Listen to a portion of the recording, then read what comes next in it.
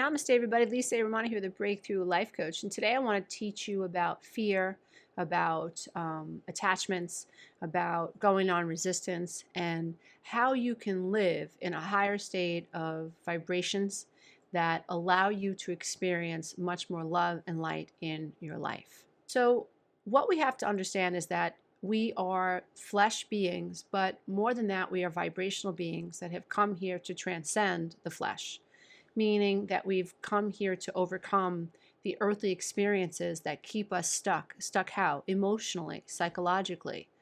We can pigeonhole ourselves in life by thinking a thought that is out of alignment with what we really are. So when you know that you are truly an emotional and vibrational being, you are an energetic being, that you are more energy than you are physical, then it might help you to think about yourself in those terms. And when you are going up against a difficult time in your life, it might be very, very helpful for you to understand that you have come to overcome physical ideas and beliefs that keep you stuck and help you feel dank and heavy. You've actually come to merge with the light that you are. So the goal for me is to be non-attached, because I understand that as a vibrational being, I am unattached. I have the ability to take my mind and to take my perception as far as I want to take it. And when I do that, when I do it through visualization, when I do it through intention, when I do it through meditation, when I take my thoughts to higher realms, when I take my thoughts and I think higher type thoughts, healthier thoughts, more freeing thoughts, I'm able to experience a lightness in my body that a lot of people can't and don't, because they're not doing this type of mental work and this intentful work. They're not governing their minds on purpose. And so what happens is you will get caught up in earthly ideas. You will get caught up in illusions. You will get caught up in materialism. And if you're not very careful, you'll believe in them too. The other thing that I wish that people would understand is that everything that you experience, every emotion is a teacher. Everything that you feel has been meant to be embraced. It has not been meant to push away and to deny and to suppress and to judge. Everything, every feeling that you experience is sort of here to teach you about where you are, where what is, where your conscious mind is, where you are flowing your attention, which is everything. Remember, what you give your attention to is usually what will grow and what will expand. And what you're trying to control usually gets worse, right? It's sort of like somebody who has acne and they're freaking out about their acne and they're trying to control their acne and they're washing their face so much, and then all of a sudden their face is dried out.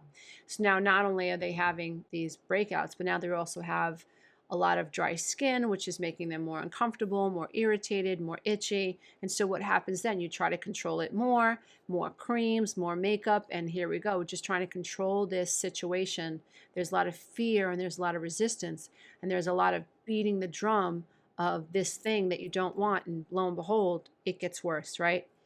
So if we just take that analogy and we imagine that we have come to overcome and become non-resistant so that we can live in the flow. And that's really hard to do, because that means that you have to accept what's showing up. But when you understand that everything is transient, everything that you experience is temporary, everything that you're experiencing for the opportunity to transcend it and to let go of it so that you don't have to feel stuck in your body with your thoughts and your mind, so that you don't have to be controlled by anything or anyone. I can tell you that for me, I don't want to be controlled by anyone or anything.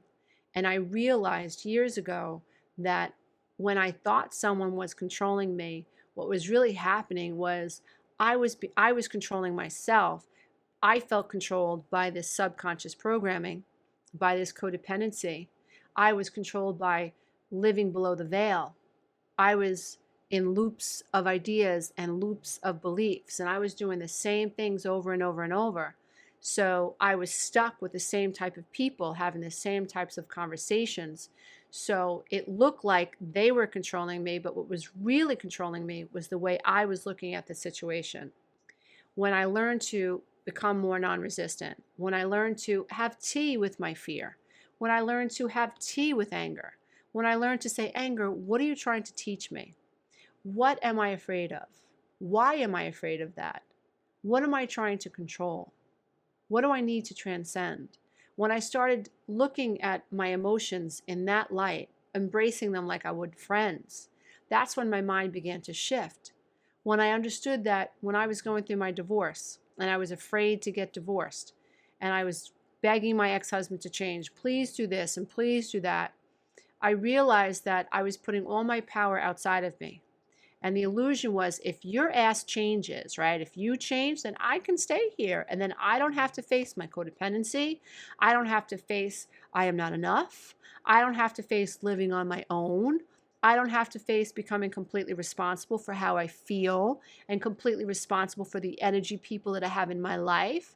I didn't have to face any of it if my ex-husband changed.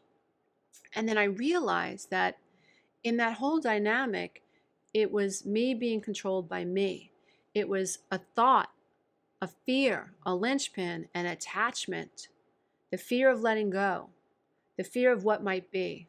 It was me believing that I was supposed to stay stuck. I was supposed to not change. And that's wrong. We've come to transcend, and the power to transcend is within us. But we have to learn how to transcend the thoughts that are in our head so that we can cut these psychic cords and sometimes karmic cords to generations from the past.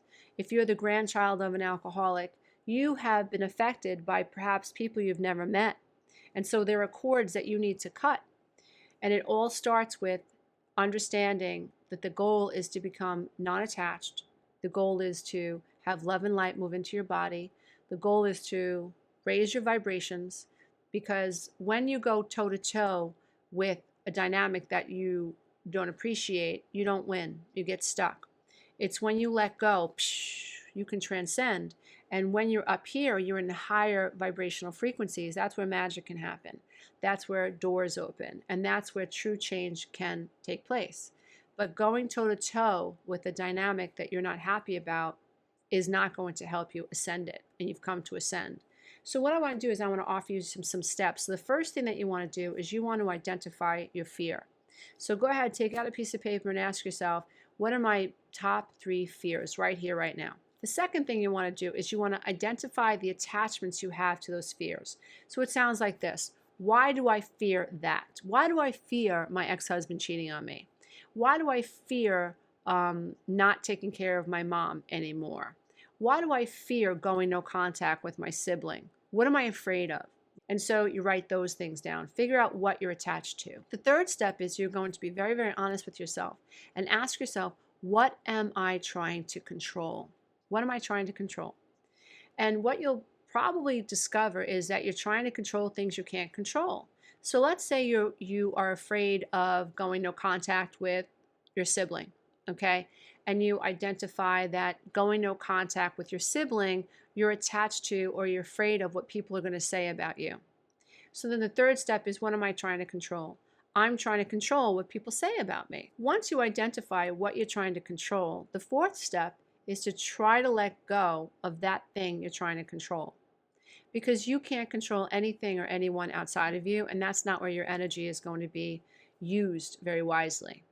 Your energy is going to be used wisely when you're focusing on what you can control, when you're governing your own mind, when you're paying attention to what you do and what you think. And so if you're worried about what people think about you, in my opinion, that falls under the umbrella of codependency. I'm trying to control what you think about me. So I'm going to stay small and not be super responsible for how I feel and not be super responsible for the energy that you bring into my life, which is toxic. And I'm not going to tell the truth because I'm afraid of what you're going to say about me. And then I might be chastised or excommunicated from this circle of friends or family, and then I will feel alone. And then I will feel this attachment trauma. I will feel exasperated. I will feel depressed and despondent because I'm so alone. So that's what a lot of people are afraid of. But the truth is that we're never really alone. And we're never alone because we're connected to everything.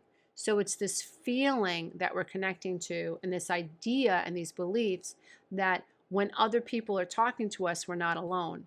If you come from a dysfunctional home and you have people gaslighting you, if you have been narcissistically abused, if you're the adult child of a narcissist or the child of an alcoholic, if you have passive aggressive family members and you're hanging out with them and you think that because you're with them physically, you're connected to them in a healthy way, you're not.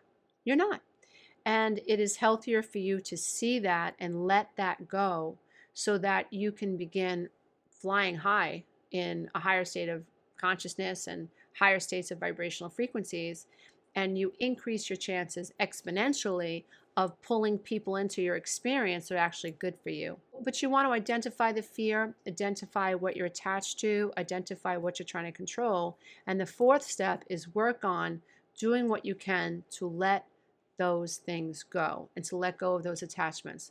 The one idea that really helps me is that I understand that my goal is to be as non-attached as possible, to be as non-resistant to everything that happens in my experience, so that nothing can nail me against the wall. Nothing can nail me to the wall. So that means that if people dislike me, if people say mean things about me, I have to be non-resistant. I've worked myself to a point where I can say, I'm sorry you feel that way. Namaste. You're entitled to your opinion. It's not my job to control what you think about me. And I'm not coming from a narcissistic place. I'm coming from a state of peace and love and acceptance of you and your opinion, and an acceptance of love for myself, because I'm not responsible for how you see me. And people who are below the veil are always projecting. So somebody who isn't resonating at a very high frequency, I accept that they could be projecting some lack in themselves onto me or onto you or onto someone else. It's extremely, extremely difficult. Extremely. And it is a warrior's path to be aware of something that's happening in the external environment and to become non-resistant to it and to not want to control it and to accept that it's there and then to do what you can to be non-resistant to what's happening. So remember that you are enough. You are enough. Remember that hanging on to people who treat you like you're nothing does nothing but rob your soul of the magic and the beauty that is the awakened life. Know that people are permitted to have their opinions of you, and you don't have to meet them there. You can always send them love and light, lift them up in love and light, hope that they wake up, and you can always raise yourself up in love and light and know that at your core you are absolutely divine and perfect, and that you have come and you have incarnated to transcend all. And in this life experience, if you become conscious enough, if you allow your mind to have its awareness more in the prefrontal lobe and the neocortex than the amygdala, then you can actually overcome triggers. You can overcome faulty belief systems, and you can create heaven on earth. You really, really can. So namaste, dear ones. Remember that there is a divine light inside of you. And there's a divine light in everybody, but not everybody has that light turned on. And you need conscious and deliberate free will and thought to turn the light on in yourself. And if other people aren't turning that light on, we have to accept that, and we have to lift them up in our own thoughts and then let them go in love and light and raise them up in love and light.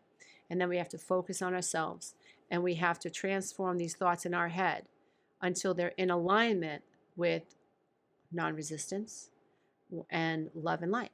That's what we have to do. And it's not easy, but it can be done.